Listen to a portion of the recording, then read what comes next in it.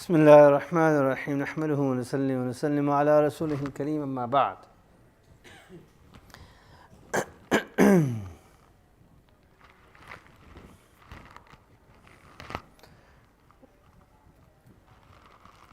Rasulullah sallallahu alayhi wasallam,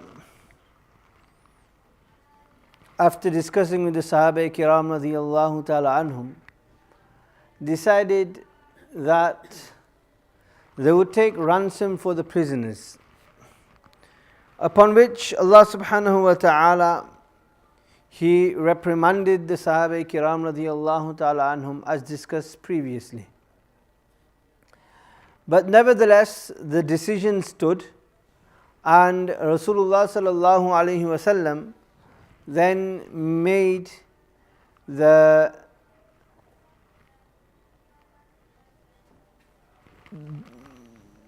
announcement that we will take ransom for the prisoners. Some prisoners, the amount was stipulated according to the financial capabilities of the captives. Those that were financially strong and healthy, for them it was more. Those that were less were set at a lower amount. And the ulama state, muhaddithun state, that it varied from around 1,000 dirhams to 4,000 dirhams. And if you go according to the current price and keeping in mind inflation, etc., it would be approximately 20,000 to 85,000 per person. So a significant amount, times that by 70. So it would have obviously assisted the Muslims quite significantly as well, in terms of financially. Obviously there was those individuals who were poor, indigent, they didn't have any money and were possibly even slaves or whatever. So such individuals that couldn't afford to pay the ransom, they were set free without payment. But those from amongst them that were literate, and those from amongst them that were able to read and write, it was their ransom that they would have to teach 10 Sahaba Kiram radiyallahu ta'ala anhum how to read and write, and then they'll be set free. And in this way, many of the Sahaba Kiram radiyallahu ta'ala anhum learned how to read and write. And from this, Rasulullah sallallahu alayhi wa sallam, we understand, gave much importance to education and gave much importance to literacy as well. It was from here that Sayyidina Zayd ibn Thabit radiyallahu ta'ala anhu learned how to read and write. And he says that in another narration he mentions, he was so intelligent that he says that once Rasulullah sallallahu alayhi wasallam, when the letters would come of the, I may have mentioned it before, but he says when the letters would come or certain documents we would read, then the Banu Israel would be asked to read it, etc. And Rasulullah sallallahu alayhi wasallam, he says that I don't trust them. They're not trustworthy. They can possibly change things and say things that's not there. So he says that Sayyidina Zayd radiyallahu anhu says that he told me to learn the language, and I learned it in 15 days. In 15 days, I became so proficient that I could read, write, translate, and do the job for Rasulullah sallallahu alaihi wasallam. It was mentioned that when the Meccans realized the result and the consequences of the Battle of Badr, then they went into a state of mourning, as mentioned. And this continued for a while. it went to a month, they continued to mourn, and then they put a ban. So nobody's allowed to mourn now, nobody's allowed to cry. And then they said that nobody's allowed to take ransom as well. And the reason is that they gave were that Rasulullah sallallahu alaihi wasallam will get happy at seeing us crying and wailing. And in terms of ransom, he will raise the ransom and ask for a hefty ransom. So will not allow to ask for ransom. They all said okay, but in spite of these announcements and warnings, one day Muttalib ibn Abi Wada'a, he sneaked away and he came to Medina Munawwara, and with a sum of 4,000 dirhams, he came with the 4,000 dirham, securing the ransom of his father and his release, Abu Wada'a, and then returned with him to Makkah Mukarramah. When the people of Makkah saw that he's gone and he's released his father and he has brought him back home, then the others saw, if he's done it, why don't we do it? And then one after the other, the people would come to Medina Munawwara and secure the release of their relatives, sons, or whoever it may be. And in this way, slowly, all the captives were released. Now, I'd like to mention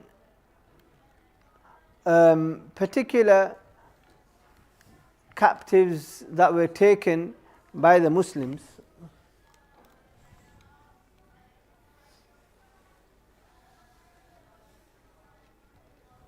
One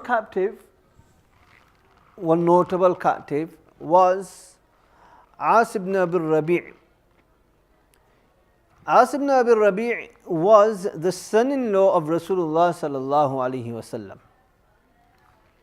He was married to the daughter of Rasulullah sallallahu alaihi wasallam, Zainab. And As ibn Rabi' got married to Zainab prior to Rasulullah sallallahu alaihi wasallam expressing his prophethood and being given his prophethood. He was the nephew of Khadija radiyallahu ta'ala anha. His mother and Khadija radiyallahu ta'ala anha were both sisters. His mother Hala and Khadija. They were both the daughters of Khuwaylid, Khadija bint Khuwaylid and Hala bint Khuwaylid. So he was a nephew, and he was a very trustworthy individual who had a very noble standing amongst the community as well, and because of which Khadija radiyallahu ta'ala proposed that our daughter should get married to my nephew. Rasulullah sallallahu alaihi wasallam agreed and got him married. When Rasulullah sallallahu alaihi wasallam became a prophet, then the household of Rasulullah sallallahu alaihi wasallam in its entirety became Muslim. His sallallahu alaihi wasallam's daughters, Khadija radiyallahu ta'ala anha, etc. But As ibn Abi Rabi' didn't become a Muslim. He remained upon shirk and upon the beliefs of his forefathers. When the Quraysh then started to oppose Rasulullah sallallahu alaihi wasallam, then one of the ways they tried to hurt Rasulullah sallallahu alaihi wasallam was by getting his daughters divorced. So they went to the sons of Abu Lahab, who were married to Rasulullah sallallahu alaihi wasallam's daughters, and they got them divorced by the sons of Abu Lahab. They went to him and said, look, if you want to marry another girl, whichever girl you want to marry, say the name, we'll get you married to her, but you have to divorce the daughter of Muhammad sallallahu alaihi wasallam. And they did so, and they said, I want to get married to such and such a woman, and I want to get married to such and such a woman. Zainab radiyallahu ta'ala anha, when her husband was approached, As ibn Rabi', they again said to him also that, look, divorce your wife, Farik sahibatak, we'll get you married to whoever you wish. What reply did he give? He said, La wallahi. He said, no, by Allah, I am not going to do that. Inni la ufariqu sahibati. I will not divorce my wife. Why? وَمَا أُحِبُّ أَنَّ لِي بِإِمْرَأَتِي إِمْرَأَةً مِّن قُرَيْشٍ. I do not wish for any other woman in place of my wife, because she is the best for me.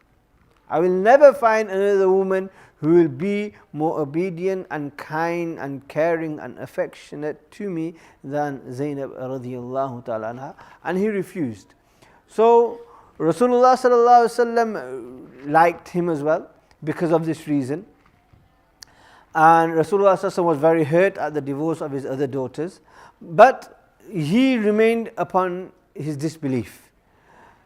It so happened that amongst the army of Quraysh which marched towards Makkah Mukarramah, he joined them, and then he was captured. When he was captured and he was then taken as captive, then when Rasulullah sallallahu alaihi wasallam set the amount for ransom for all the captives, then the word got to Makkah Mukarramah that such and such a person has to give this much, etc., etc. So to free their ransom, to free their captives, they would send the amount. So Zainab radiallahu ta'ala anha also, for the freedom and the release of her husband, sent a ransom to Rasulullah sallallahu alaihi wasallam, sent some money. And that, in actual fact, what she sent was the necklace that she was given at the time of her marriage by her mother Khadija radiallahu ta'ala anha. And she sent a message to Rasulullah sallallahu alaihi wasallam that please accept this as a ransom for my husband, and please could you release my husband. When Rasulullah sallallahu alaihi wasallam saw this necklace, then رَقَّ لَهَا رِقَّةً شَدِيدَةً. His eyes swelled and he became very emotional. He remembered Khadija radiallahu ta'ala anha, and he remembered the happy times with Khadija. And he sallallahu alaihi wasallam really loved Khadija. Khadija was the wife which he loved the most from amongst all of them. Even Aisha radiallahu ta'ala anha would complain, and she would say that, look, he had many wives, but I didn't feel jealous of any wife except Khadija, although she had already passed away when I got married. Because he sallallahu alaihi wasallam would constantly just say, Khadija kanat wa kanat, Khadija kanat, she was like this, she was like this, she was like this, she was like this. And I even said that once, I even said to him that, Ya Rasulullah, how long are you going to remember that old woman for when you've got somebody young like me? So Rasulullah sallallahu alaihi wasallam immediately got very upset and he said, Aisha, don't ever speak wrong regarding Khadija, because she was there for me when nobody else was there for me. So when he sallallahu alaihi wasallam saw this, he became very emotional. And Rasulullah sallallahu alaihi wasallam didn't want to take this away from Zainab, that necklace, because that was it had that sentimental value for her. So Rasulullah sallallahu alaihi wasallam said that, look, if you want to keep it, then keep it. But in رأيتم أن تطلقوا لها أسيرها وتردوا عليها مالها ففعلوا. That if you want, then you can also set him free and send the necklace back. The Sahaba were the Sahaba. One little ishara of Rasulullah sallallahu alaihi wasallam, and they immediately said, Naam ya Rasulullah, definitely ya Rasulullah. Of course, your wish is our command, ya Rasulullah. And they set him free, and they sent back that necklace to Zainab radiallahu ta'ala anha as well. When he was sent back, either he himself proposed this, or he was instructed by Rasulullah sallallahu alaihi wasallam that Zainab radiallahu ta'ala anha will come to Medina Munawwara.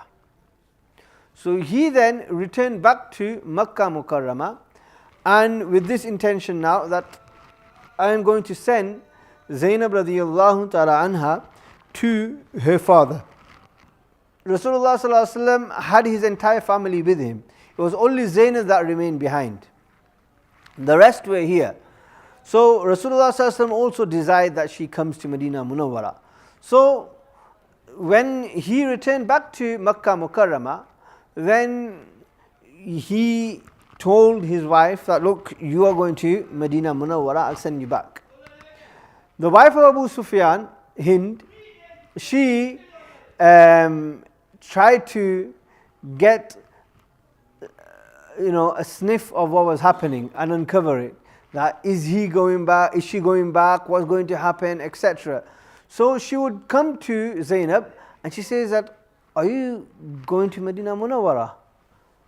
Is your husband going to send you to Medina Munawwara? If you need any help, if you need any assistance for the journey, etc., I'm here, come to me, I will assist you.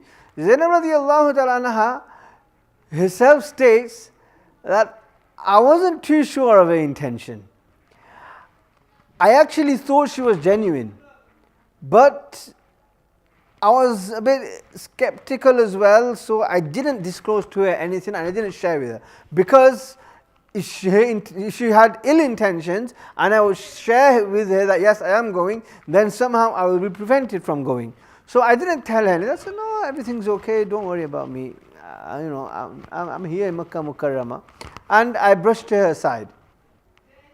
Thereafter the time came of her journey, so she was sent with her brother-in-law, the brother of As ibn Rabi', her husband.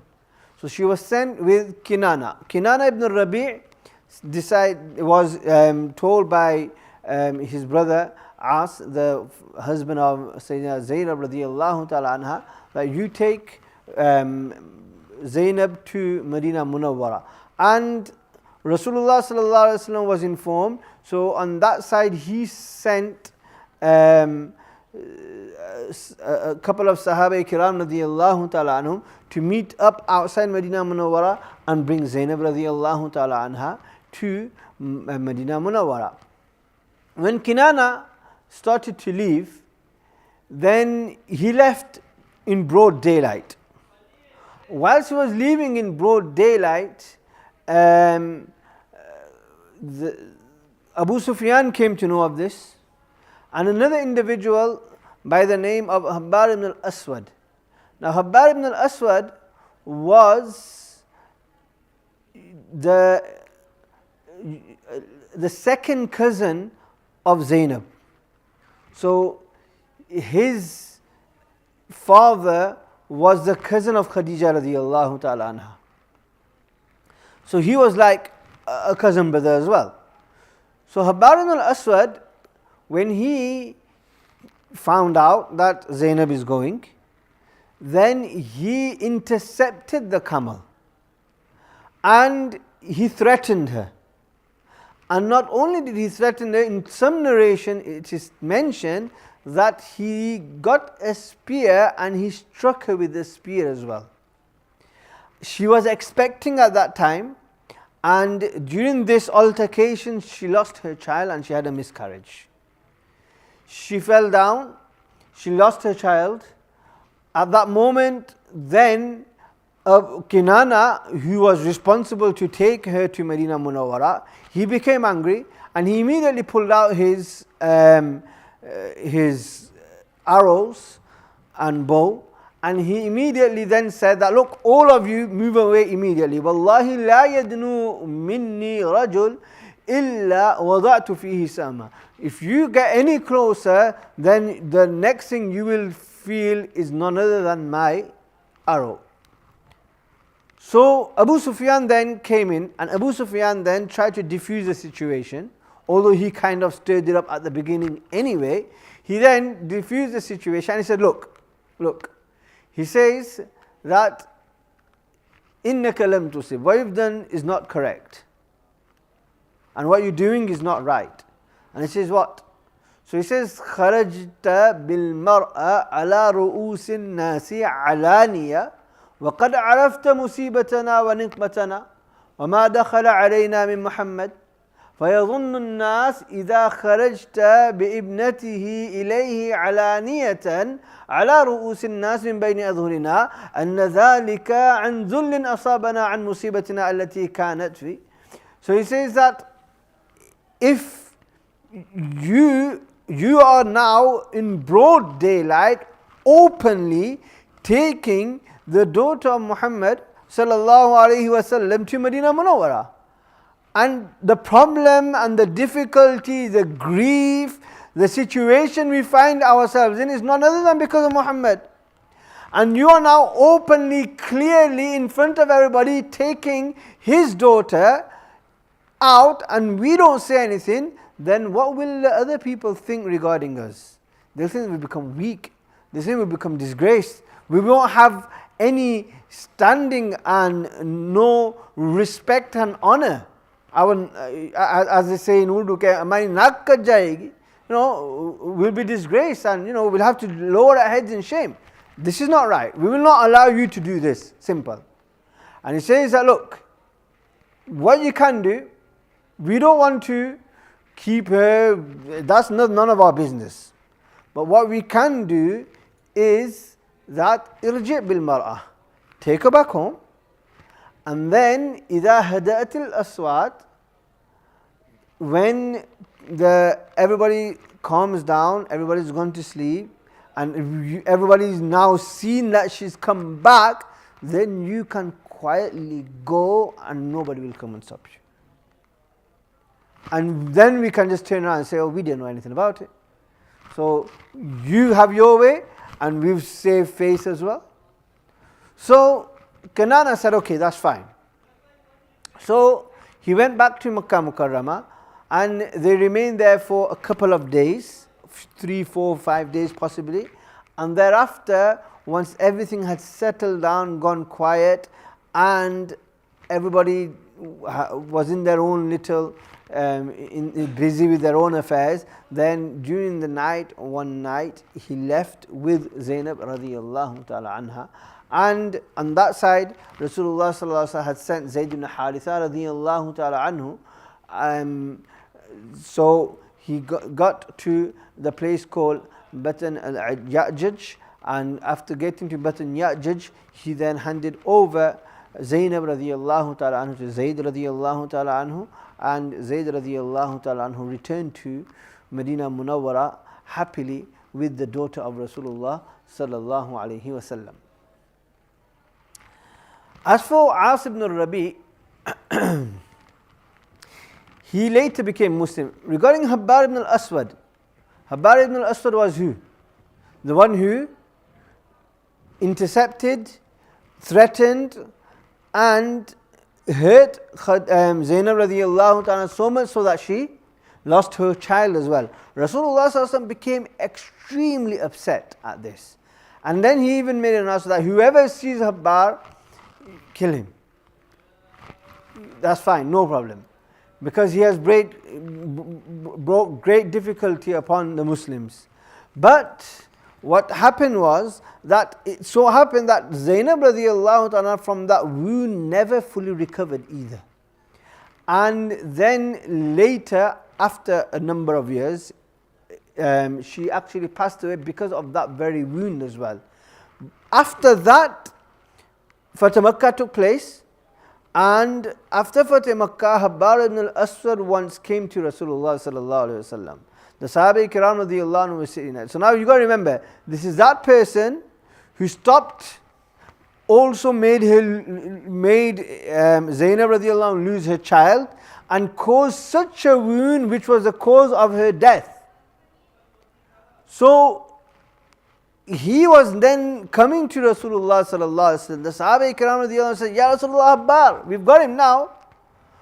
So immediately they stood up. Rasulullah sallallahu alaihi wasallam said, no, leave him. Let him come.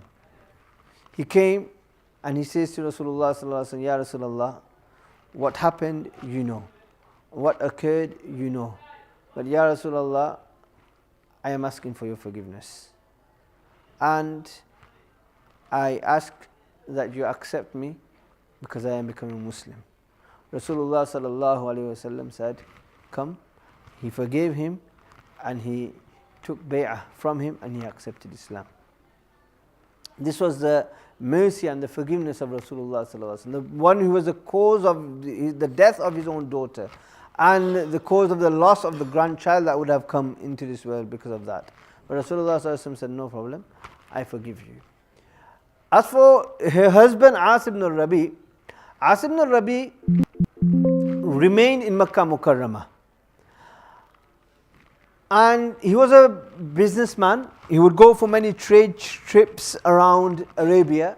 So on one of these trips, prior to the Fatah of Makkah Mukarramah, he was going on one of his trade trips with a lot of goods of the Quraysh. It so happened that his caravan was intercepted. His goods were seized. He himself got away. He got away. But he knew obviously that people are after me, they're looking for me.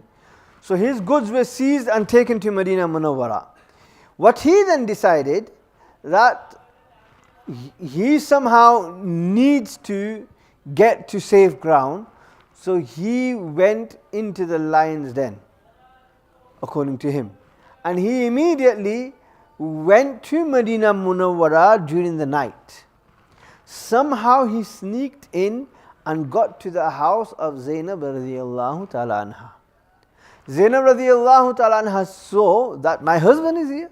After so many years, it's been about 6 years now, 5-6 years, and all of a sudden her husband turns up in her house and he says to her that, please, you need to help me, because this is what's happened. My goods have been taken away, and if you don't help me, then I'll get killed. So Zainab radiyallahu ta'ala said, okay, no worries, stay here for now. During the night he stayed there, and then the time of Fajr came. Rasulullah sallallahu alayhi wasallam came to the masjid, فَكَبَّرَ وَكَبَّرَ النَّاسِ مَعَهُ. Rasulullah sallallahu alayhi wasallam said, Allahu Akbar. The Sahaba Kiram radiyallahu anhum behind started their namaz. As soon as they started their namaz, صَرِخَتْ زَيْنَبْ مِنْ صُفَّةِ النِّسَاءِ. From behind, Zainab radiyallahu ta'ala anha, from the sufuf of the women, she made an announcement and she said that, إِنِّي قَدْ أَجَرْتُ أَبَا الْعَاصِ ibn al-Rabi'. She says, look, I've given protection to As ibn al-Rabi' in namaz, whilst everybody else is in namaz. She announced it from the back that I've given protection to As ibn al-Rabi'. And then she started her namaz. Rasulullah sallallahu alaihi wasallam continued his namaz. After Rasulullah sallallahu alaihi wasallam finished his namaz, he turned around and then he looked at the people and he says, Ayyuhan nas, hal sami'tum ma sami't? He said, did you hear what I heard? He says, did you hear what I heard? So they all said yes. So he says, look, let me tell you something. Ama walladhi nafsu Muhammadin biyadihi ma alimtu bi shay'in min dhalik. I didn't know anything about it. I know she's my daughter and I know she made an announcement, but I didn't know anything about this. But the rule is that إِنَّهُ يُجِيرُ عَلَى الْمُسْلِمِينَ أَدْنَاهُمْ. Whosoever gives protection, whether it's a noble person of the community or whether it's a small, insignificant person of the community, whoever gives protection, the entire Muslim community need to accept it. Zainab said that she's given protection to Abu al-As, so now we can't do anything about it. Thereafter Rasulullah sallallahu alaihi wasallam went to his daughter Zainab and he said that, look, he's come, you look after him, that's fine, no problem, but لا يخلصن إليك فإنه لا تحلين له. Let him not come be intimate with you because he is not a Muslim, he is not halal for you. So nevertheless he stays there for a few days, after which thereafter Rasulullah sallallahu alaihi wasallam says, look, this person has come, you've seized his goods and he's from the enemy ranks, so we've got two choices here. Obviously, he's got protection, so we can't do anything to him. So either you send him back. We're going to send him back. I mean, he's free to go to Makkah Mukarramah. But there's two things here. Either you فَإِن تُحْسِنُوا وَتَرُدُّوا عَلَيْهِ الَّذِي لَهُ فَإِنَّا نُحِبُّ ذَلِكَ. He says, if you want, and this is what I prefer, that the goods that you've seized from him, you give them back to him as well. But in أَبَيْتُمْ فَهُوَ فَيْءُ اللَّهِ الَّذِي أَفَاءَ عَلَيْكُمْ فَأَنْتُمْ أَحَقُّ بِهِ. If you say no, then you've got every right to, and it is something which you have lawfully gained and which Allah subhanahu wa ta'ala has blessed you with. Then you can do that, no problem. So the choice is yours. He's going back to Makkah Mukarramah. Either you give him back his goods and you send him back. And if you want to keep it, then that's entirely up to you. I don't have any qualms whatsoever. Your choice is yours. So the Sahaba Kiram radiyallahu ta'ala anhum again said to Rasulullah sallallahu alaihi wasallam, Ya Rasulullah, bal naruddu alayh. No problem, we'll give him back. No problem. That's what you want, that's what you prefer. We've got no issues with that, we'll send it back.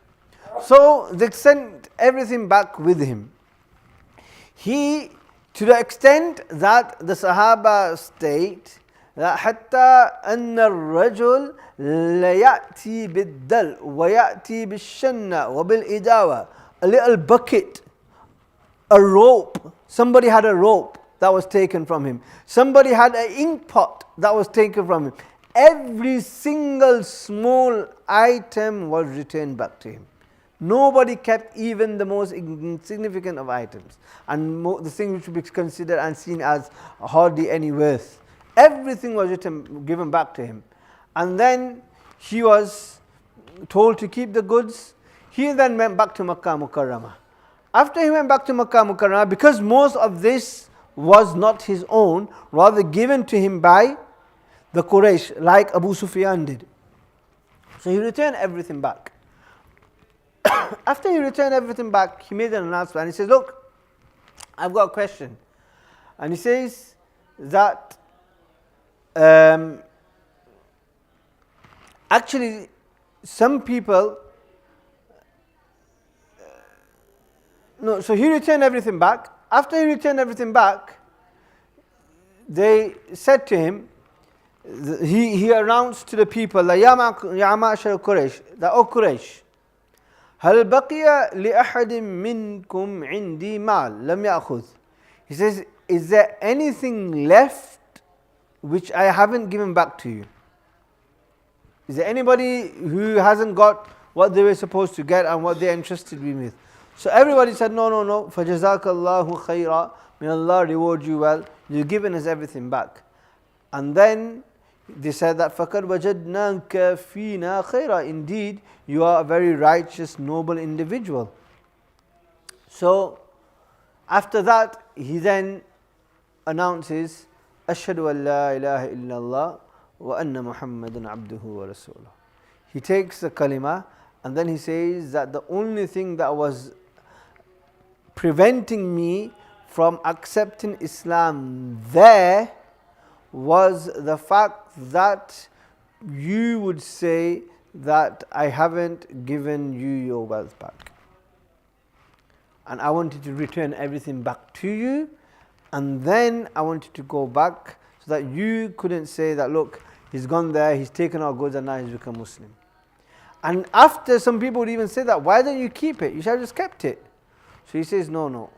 How can I enter into Islam with something which was wrong, violating somebody else's rights? That doesn't befit me. I wanted to be free and absolved of my duty, and then I accept Islam. So he accepted Islam, but this was very later on. This was possibly 7th, 8th Hijri. And then he returned back to Medina Munawwara, and Rasulullah sallallahu alaihi wasallam, then he remained with Sayyidah Zainab radiyallahu ta'ala anha until she passed away. Another individual who was captured by the Sahaba Kiram radiyallahu ta'ala anhum of note was none other than Sayyidina Abbas radiyallahu ta'ala anhu, the uncle of Rasulullah sallallahu alaihi wasallam. Sayyidina Abbas radiallahu ta'ala anhu was captured, and when he was tied up and brought into Medina Munawwara and kept there, then during the night he would moan and cry in pain because he was tied up quite tightly. So Rasulullah sallallahu alaihi wasallam heard his uncle groaning in pain and experiencing that difficulty. So Rasulullah sallallahu alaihi wasallam, he had great love for his uncle. So Rasulullah sallallahu alaihi wasallam felt hurt at this.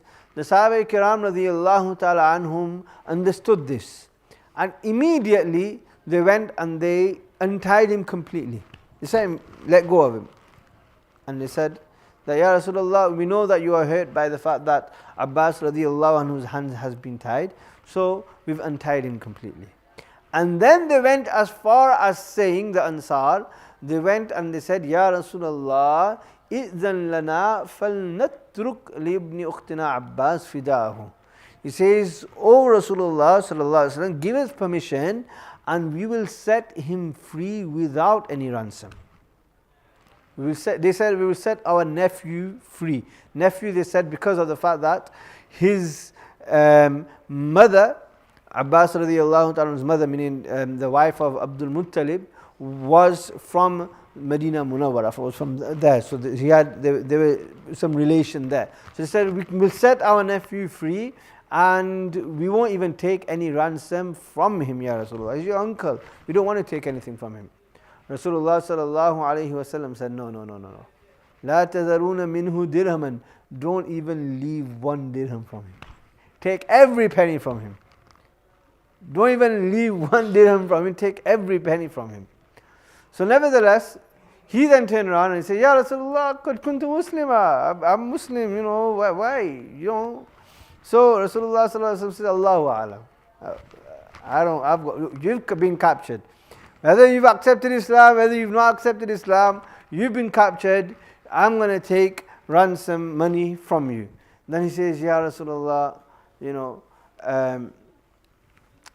I don't have any money.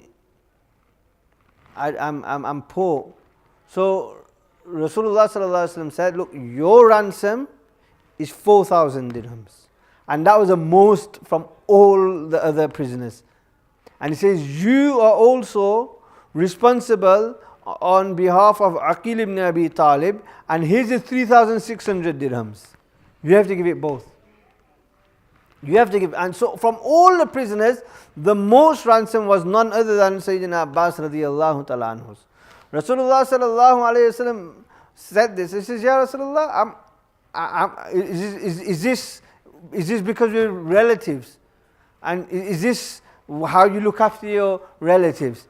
Rasulullah sallallahu alaihi wasallam said, look, relatives, blood, all of that doesn't matter here. Here is deen, and we go via principles. Your ransom, because he was the most wealthiest, he had a lot of money. So he said, look, you have to give this much. So Sayyidina Abbas radiallahu ta'ala anhu actually turned around and said to Rasulullah sallallahu alaihi wasallam, he says, Ya Rasulullah, ma dhaka indi, I don't have this much. So actually what happened was that when the Quraysh came out, then they had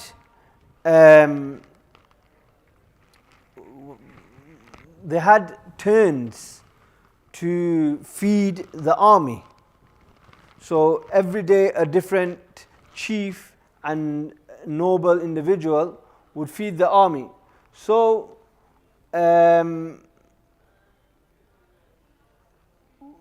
just before the battle, it was Abbas radiallahu ta'ala anhu's turn. And he then didn't get an opportunity to feed the army. But he had the money with him to feed the army. So when he was captured, then Rasulullah sallallahu alaihi wasallam found that money from him, which was around 800 dirhams. So he said that, look, take those 800 and that's it.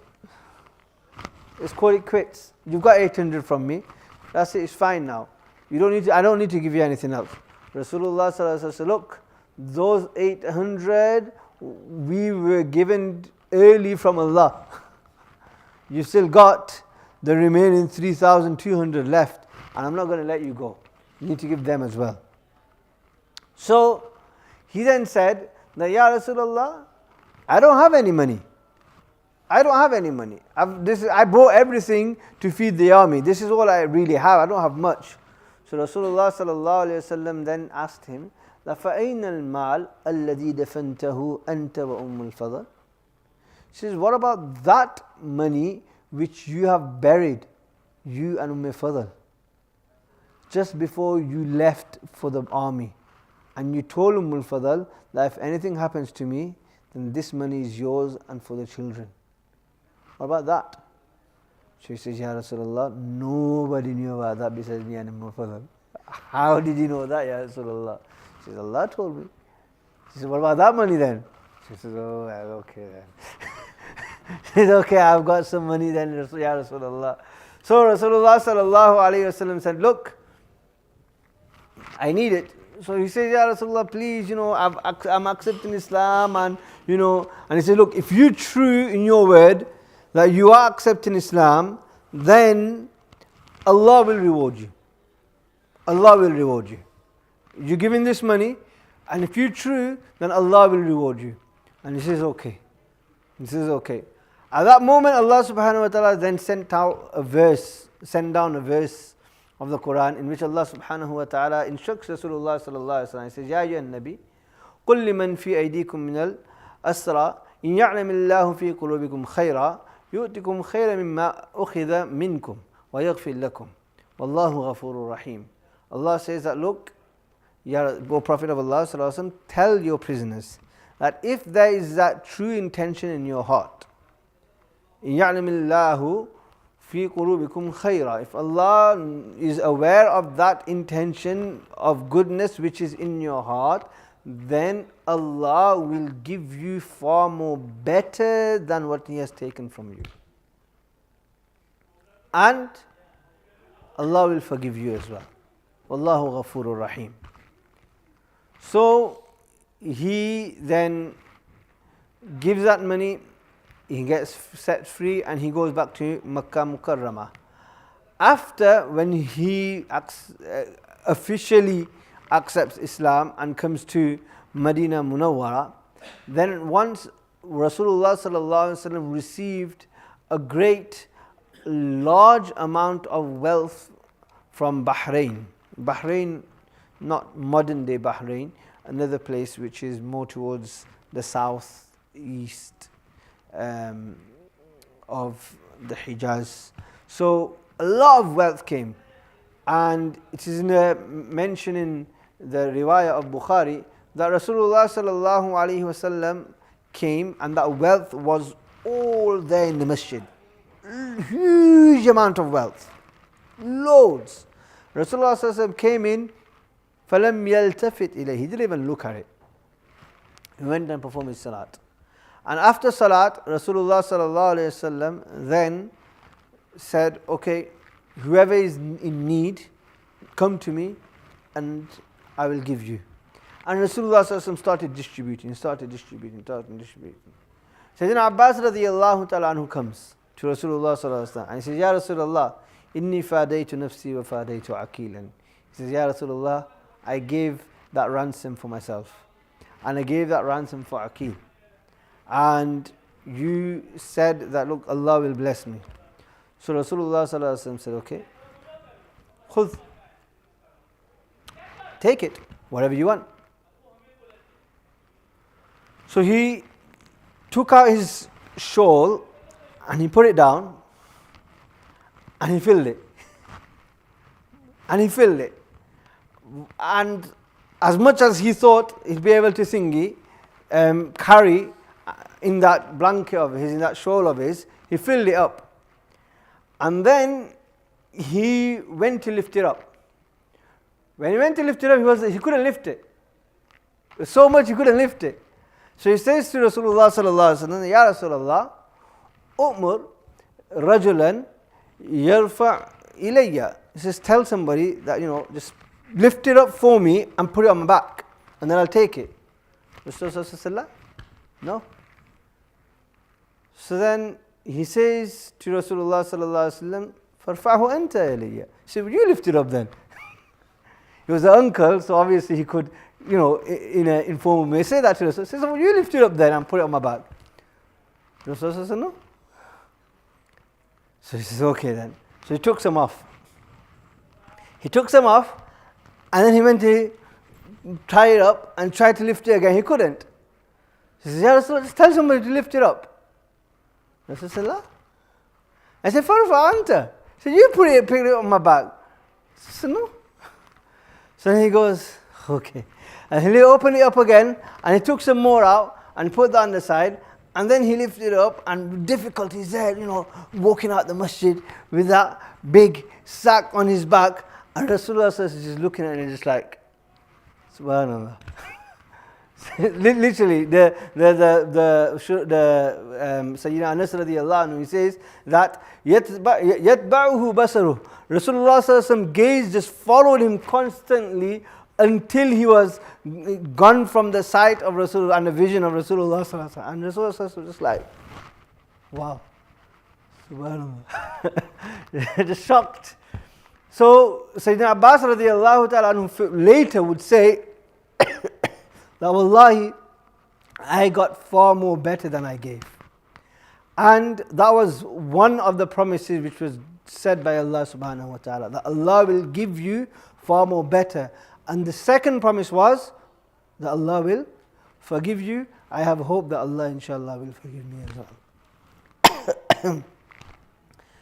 Allah subhanahu wa ta'ala grants us all the ability. I think we'll stop here.